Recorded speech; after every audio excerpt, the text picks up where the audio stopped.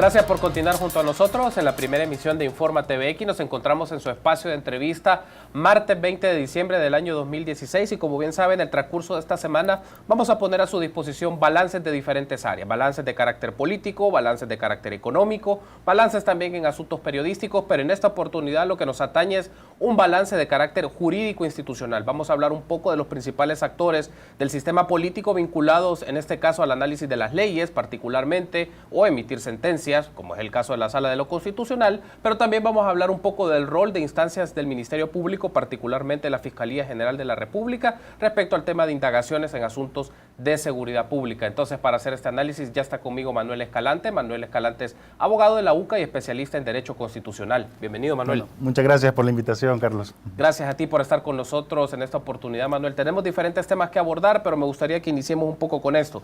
Corte Suprema de Justicia. En el transcurso del año, la Corte Suprema de Justicia siempre es uno de los entes principales en la cual se fija la mira del trabajo judicial. Particularmente hay uno, y que me gustaría que iniciemos con esto.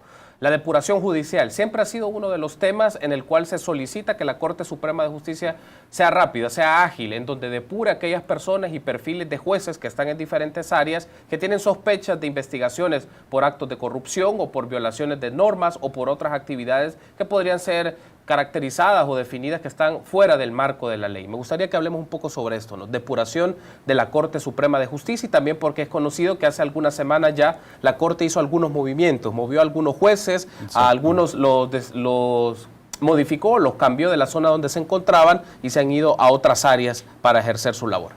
Yo creo que sin duda la Corte Suprema de Justicia en este año principalmente ha hecho algo, ¿no? A diferencia de otras Cortes Supremas de Justicia, donde prácticamente las Cortes o el Pleno, son los 15 magistrados, les llegaban los casos de la sección de investigación judicial y al final no tomaban ninguna decisión. Es decir, el caso se discutía, pero a la hora ya de tomar una decisión no se llegaba al número requerido, que son de 8 magistrados. Y eso pues llevaba a que los casos se archivaran. En cambio, esta Corte Suprema de Justicia, estos 15 magistrados que están, sin duda han comenzado a hacer cosas. Siempre va a ser insuficiente porque hay que decir que la depuración judicial, la independencia judicial, todos estos temas que tienen que ver con el sistema de justicia son problemáticas de mucho tiempo. Entonces, para realmente depurar, realmente limpiar todos estos malos elementos, es un trabajo de mucho tiempo y que requiere mucho esfuerzo. Repito, yo creo que la Corte ha avanzado. Es insuficiente, sí, pero ha avanzado. ¿Por qué ha avanzado? Bueno, ha tomado decisiones de depuración. La semana pasada se tomó la decisión de depurar 2 jueces, ¿no? Y además también, como tú lo mencionabas, en aquellos casos en los cuales quizás no tuvieron suficientes de pruebas para poder depurarlos o para poder sacar a los jueces, decidieron cambiarlos, ¿no? Eso me parece que es una decisión que, si bien no es una depuración propiamente, porque los jueces continúan manteniéndose dentro del órgano judicial, pero sin duda sirve para poder identificar si ese juez hizo algo no tan adecuado o si ese juez ha sido negligente, porque claro, al mandarlo a otro juzgado y se detecta que ese nuevo juzgado tiene problemas, pues es obvio que iban generando elementos o indicios de que el juez no estaba haciendo bien su trabajo, ¿verdad? Y también al sacarlo de su juzgado, el nuevo juez que llega tiene la posibilidad de revisar todo lo que ha hecho anteriormente el otro y poder sistematizar lo que puede encontrar mal, ¿verdad? Entonces, siempre una de las preocupaciones sobre este tema de depuración en el órgano judicial, Manuel, es el hecho de que hay magistrados que defienden o protegen a algunos jueces y por eso hacen esta práctica de movimientos, no es destitución, porque no hay pruebas o no hacen una indagación a profundidad y lo que hacen es moverlos a otras zonas para tenerlos de bajo perfil,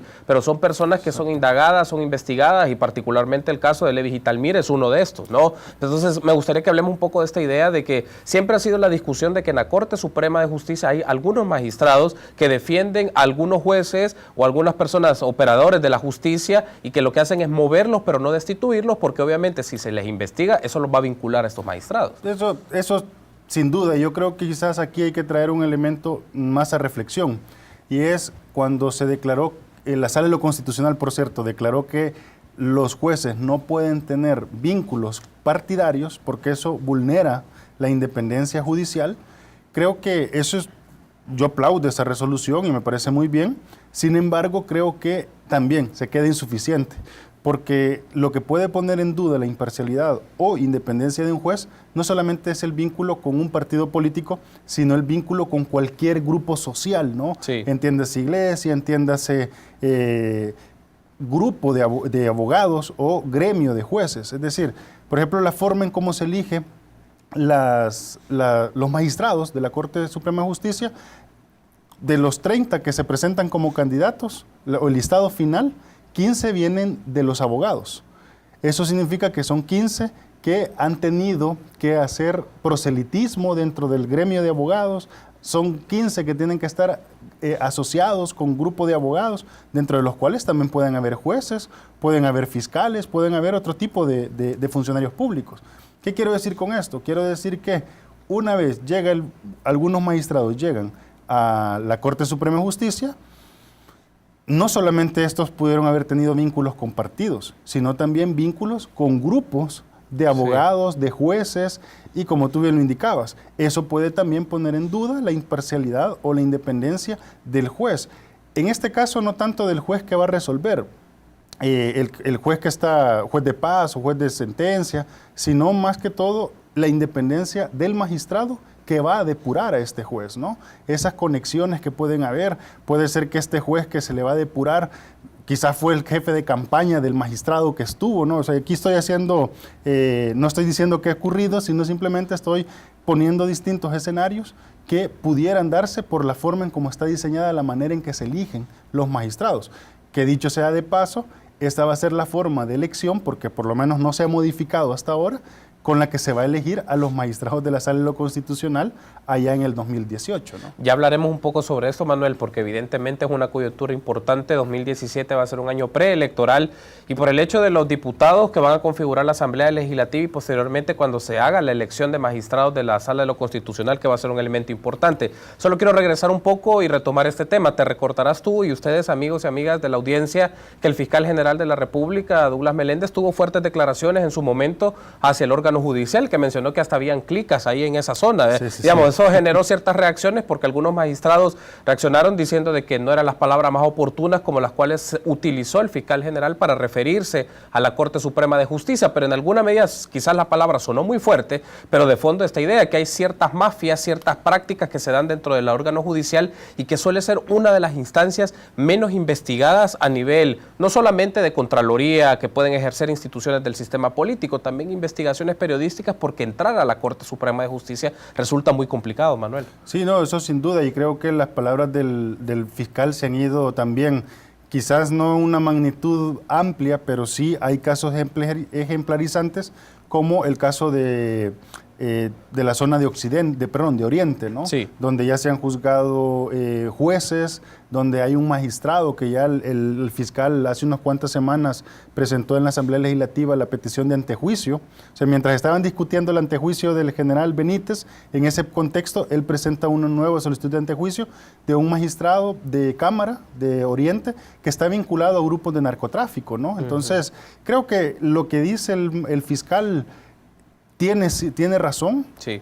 Claro, lo que le corresponde al fiscal, creo yo, es, además de decirlo públicamente, es probarlo judicialmente, porque no vale estar haciendo tanta bulla mediática si en los juicios o en los tribunales no se presentan con robustez las acusaciones, ¿verdad? Otro elemento, Manuel, y hacemos la transición, es la sección de probidad de la Corte Suprema de Justicia, que en principio se puede creer que con los magistrados se ha activado un poco el trabajo de esta sección de probidad. Y dicho esto, tenemos los ejemplos que hay de investigaciones sobre enriquecimiento ilícito de diferentes funcionarios y exfuncionarios, particularmente el caso en donde ya se estableció una sanción a nivel civil en el caso del exdirector del Seguro Social, Leonel Flores. Exacto. Entonces, ahora hablemos un poco en este caso de la sección de probidad, que como sabemos, por muchos años pasó en el letargo y pareciera ser que ahora tiene algún atisbo, tiene alguna expresión de que quiere investigar y desarrollar trabajos, pero también, como lo ha dicho el director de la sección de probidad, están faltos de recursos, necesitan más personal, necesitan más capacidades financieras también para desplegar todas estas investigaciones, por lo que significa, Manuel, Manuel, investigar a una cantidad, miles de exfuncionarios o funcionarios públicos todavía que están activos y bajo las presunciones de enriquecimiento ilícito por sus declaraciones patrimoniales.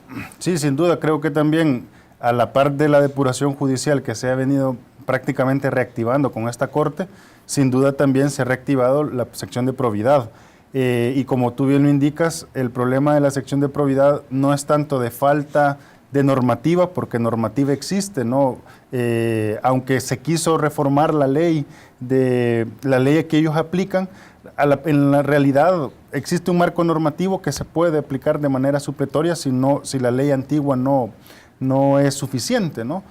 Pero bueno, ¿qué significa esto? Significa que se abrió una caja de Pandora. Hemos tenido desde los acuerdos de paz, podríamos decir, o de los últimos 5 años, una enorme cantidad de funcionarios públicos que tienen que presentar sus declaraciones de probidad, y obviamente la capacidad, la oficina, el tamaño de la oficina en recursos financieros, en recursos humanos, incluso hasta en espacio, es insuficiente como para poder investigar a todos y cada uno por igual y al mismo tiempo. Me parece importantísimo lo que está haciendo, sobre todo porque parece que lo hace de una manera técnica muy apegada, ¿no? Es decir, apegado a lo que exige cada una de las áreas, contables, financieras, legales, ¿no? Lo que está haciendo Probidad me parece muy bien. Ahora bien, lo que sí creo que hay que fortalecer, y quizás en este 2017 debería de hacerse, es el papel que juega la Corte Suprema de Justicia en la determinación de qué casos son los que van a entrar a ser judicializados. Porque, bueno, y también no solo judicializados, sino también qué casos le va a prestar atención Probidad. Porque si tú tienes miles de casos y solo tienes la capacidad de administrar decenas, tú tienes que priorizar. Sí. Y entonces, ¿cuáles son los criterios de priorización? ¿Quiénes toman esos criterios? ¿Quiénes toman esas decisiones para aplicar esos criterios? ¿Y cuál es el listado o cómo se va a ir haciendo más pequeña la lista en la medida que vayan desapareciendo o van dándose casos, ¿no? O van pasándose casos a las cámaras de lo penal, perdón, las cámaras de lo civil? Entonces, hay muchas dudas de cómo funciona la Corte Suprema de Justicia en relación de determinar qué casos se van a investigar, qué casos se van a judicializar, y creo que en eso sí se tiene que trabajar, porque, bueno, ya incluso la forma en cómo se ha hecho ha servido para descalificar en alguna medida el trabajo que ha hecho la Corte, ¿no? Cuando salía, se ha dicho mucho del magistrado Sidney Blanco, ¿no? Cuando dijo sus declaraciones de que tomaban la decisión por olfato. Ajá. Y entonces todas estas decisiones, como no hay un marco tan claro, o estos comentarios de los magistrados, pues sirven también para que la otra mitad que está en contra de lo que está haciendo Probidad, pues le da herramientas de crítica. Ese es un buen punto, Manuel, porque no es el hecho que también da la pauta para que se sospeche, se piense mal. ¿En qué sentido me refiero? Porque los magistrados, en este caso de la Sala de lo Constitucional, o en este caso también la Corte Plena, podrían haber notificado, así como lo ha hecho la Corte Suprema, que emite comunicados y lo expresa en sus diferentes redes sociales, explicando también estos temas sobre las investigaciones de enriquecimiento ilícito con criterios concretos. ¿Por qué te lo menciono? Y creo que esto nos va a dar la pauta, por lo menos para cerrar este bloque, pero para ampliar esta idea, Manuel, es el hecho de que en un evento el magistrado Rodolfo González mencionó por lo menos 3 criterios que ellos consideraban para las investigaciones sobre enriquecimiento ilícito. Hablaban de la antigüedad de los casos, hablaban de la relevancia del cargo del funcionario que estaba en investigación y la notoriedad misma, es decir, lo que implicaba también investigar este caso y cómo podría tener alguna vinculación con otros funcionarios por enriquecimiento ilícito. Esos eran los 3 que él mencionaba, pero tú también mencionabas lo que decía Sidney Blanco, que podía ser un poco olfato, y queda esta idea de que, bueno, al final hay criterios más políticos que técnicos para la investigación de enriquecimiento ilícito. Sí, creo que la forma en cómo se está haciendo las cosas, creo que también, por ejemplo, la Corte tendría que delimitar esos criterios, hacerlos públicos, ¿no? Sería conveniente también tener un vocero, una persona específica que es la que se va a encargar de transmitir estos mensajes, porque como tú bien lo indicas, ¿no? Ellos dicen que el criterio cronológico es uno que determina, la antigüedad determina que se investiga, pero hace unos cuantos semanas apareció por los medios de comunicación que se está investigando al presidente y el vicepresidente por su gestión anterior, ¿no? Su gestión como alcalde y la gestión como vicepresidente para el presidente actual. Entonces dice uno, bueno, si es el criterio cronológico de antigüedad, tendríamos que irnos a otros casos. Exactamente, los que están de los gobiernos anteriores. Sí. Pero nuevamente, claro, pareciera ser que esa información habrá salido por algún lado, llegó a los medios de comunicación. Por la falta de un vocero no podemos saber exactamente cuál es la postura de la Corte Suprema de Justicia ante esto, ¿no? Si se está realmente investigando a ellos, por qué se les está investigando y por qué no se investiga a otros, ¿no? Sí. Tenemos que hacer una pausa, Manuel, pero me gustaría que en el siguiente bloque hablemos un poco de la Sala de lo Constitucional, que ha sido uno de los actores relevantes en el transcurso de este año, no solo por la emisión de ciertas sentencias, también por su relación con otros actores políticos. Permítanos una pausa, continuamos con más en el segmento de entrevista de Informa TVX.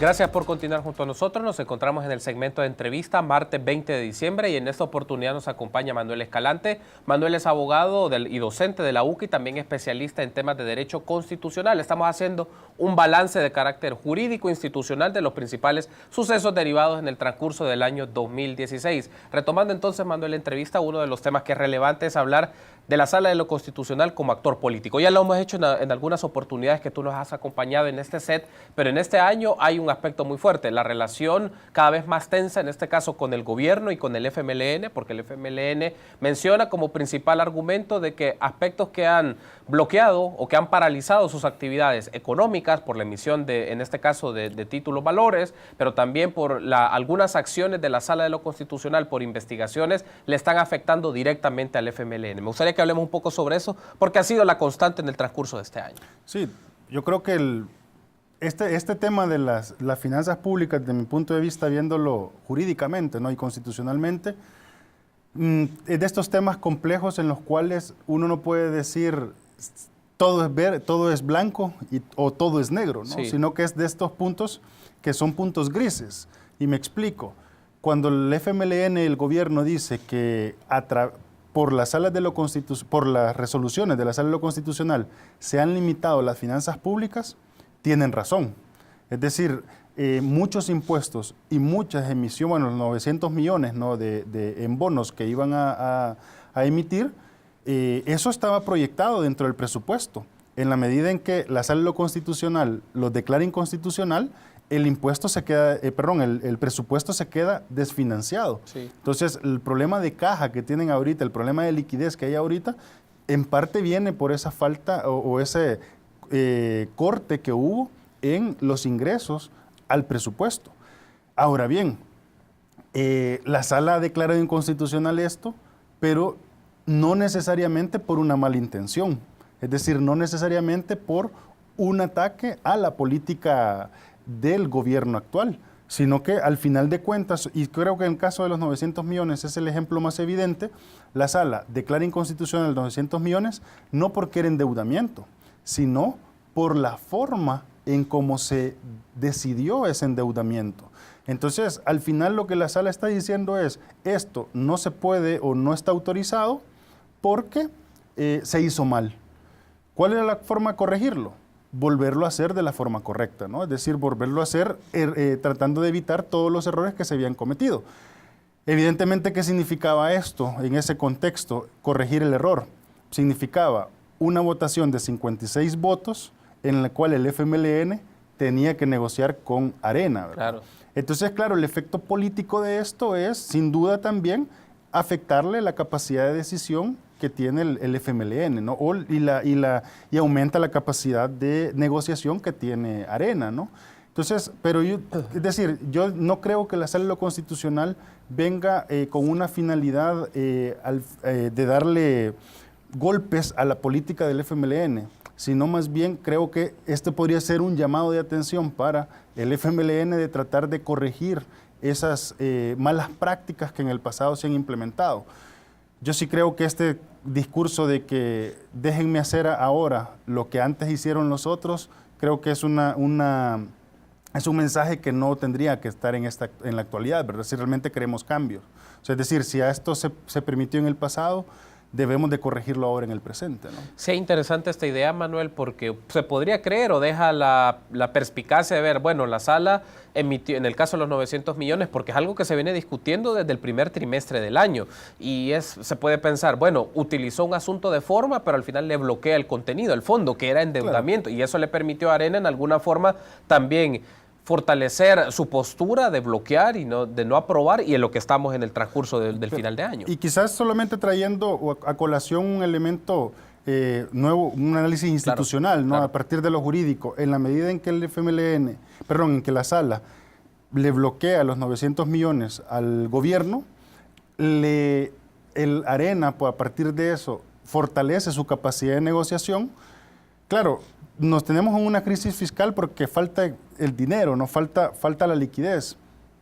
Hay que resolverlo. Este contexto o esta problemática tiene un impacto en la institucionalidad del Salvador. Y el impacto, por lo menos por ponerle un ejemplo al amigo televidente, es que la solución de la crisis fiscal, que por constitución le corresponde a la Asamblea Legislativa en coordinación con el Ejecutivo, para resolverlo en la actualidad, todo se ha resuelto en CAPRES, en Casa Presidencial. Es decir, esta sentencia de la Sala de lo Constitucional que afectó las finanzas públicas, al final de cuentas, traslada la decisión que debería ser en la Asamblea Legislativa, la traslada a una negociación en Casa Presidencial, sí, en donde incluso están participando personajes que no han sido electos popularmente, como el el presidente del COENA. Y él es uno de los actores que está en esa decisión.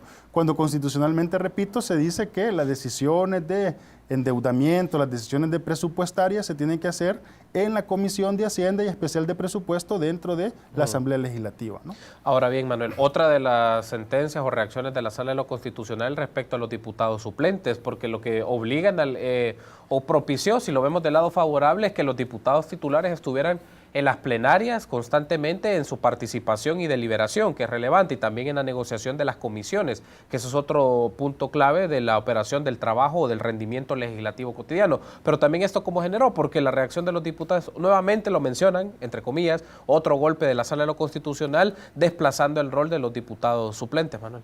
Sí, yo creo que sin duda, en este caso, la Sala de lo Constitucional, siempre en este contexto de los 900 millones, sí se le pasó la mano, e incluso introduce un elemento que puede ser muy pernicioso, muy perjudicial para la seguridad jurídica en el país, y es la flexibilización del principio de congruencia. Y me explico. Okay. El principio de congruencia es aquello que pide el demandante es lo que tiene que resolver el juez. En el caso de los 900 millones, en ningún momento se le cuestionó, o sea, el demandante en ningún momento cuestionó la legitimidad de los diputados suplentes.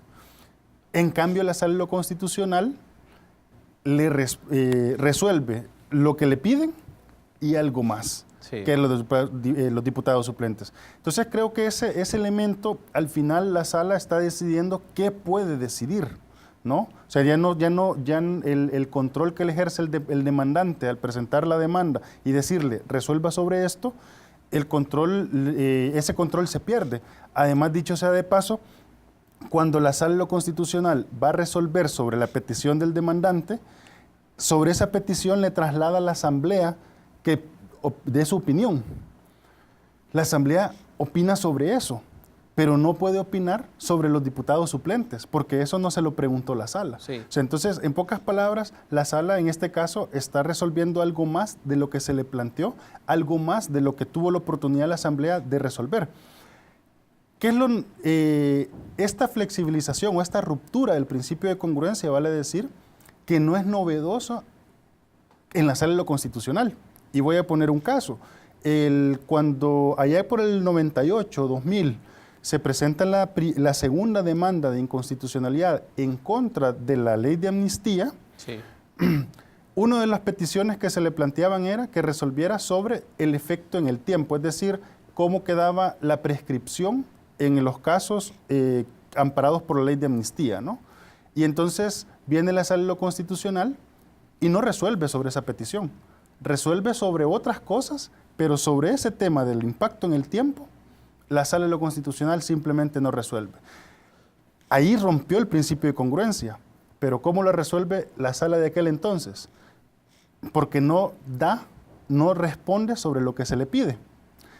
Lo novedoso de esta composición de la Sala es que está dando algo más de lo que se le pide, ¿no? Aquella rompió el principio por omisión y esta rompió el principio por exceso. Pero qué riesgo, perdón que te interrumpa, Manuel, pero qué riesgo tiene esto en el sentido de que se habla de que el máximo tribunal constitucional del país, y se menciona, es de obligatorio cumplimiento sus sentencias, pero ¿qué pasa si se sobrepasa o emite una sentencia sobre algo al cual no se le ha solicitado? ¿Esto qué tanto afecta también a la dinámica política, al sistema político como tal, y en alguna medida, si queremos verlo así, algunas reglas que quieren tener algún atisbo democrático? Sí, no, yo creo que en este caso el peligro es que la Sala demuestra o puede estar demostrando que es una institución que no tiene controles, ¿no? Es decir, y que incluso los controles, como les decía, la demanda impuesta por un demandante puede ser un control. La respuesta que da la demandada, la institución demandada, es un control, porque ahí esos son los términos del debate y sobre eso es lo que tiene que resolver la Sala. Pero se pasa, o sea, es decir, en este caso se transgredió esos términos del debate. Entonces, claro, el peligro es que se está mostrando una sala en la cual, si bien otro órgano no puede incidir sobre su funcionamiento, pero el sentido del proceso es el que va a determinar hasta dónde puede resolver. El problema es que esta sala rompió eso, ¿no? O sea, por lo menos lo agrietó. Como digo, no es algo nuevo, porque ya el otro lo había agrietado. Lo que pasaba es que aquella era omisiva, aquella sala. Esta sala es excesiva, está resolviendo de más. El problema que veo en este contexto es, bueno, no tanto por el año y medio que nos queda, porque la Sala de lo Constitucional termina el 2018, o los 2 años que nos quedan. Esto no creo que sea mayor problema. No sé si saldrá la Sala con algún tema muy complejo en estos año y medio, pero lo que sí me preocupa es con las siguientes salas, ¿no? O sea, es decir, ¿qué ocurre cuando se elijan otros funcionarios?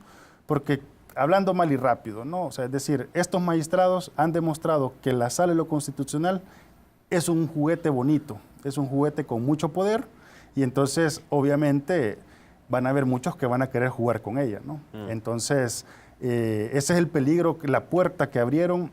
Los precedentes que están sentando pueden ser peligrosos también, no por ellos, sino por los que vengan después de ellos.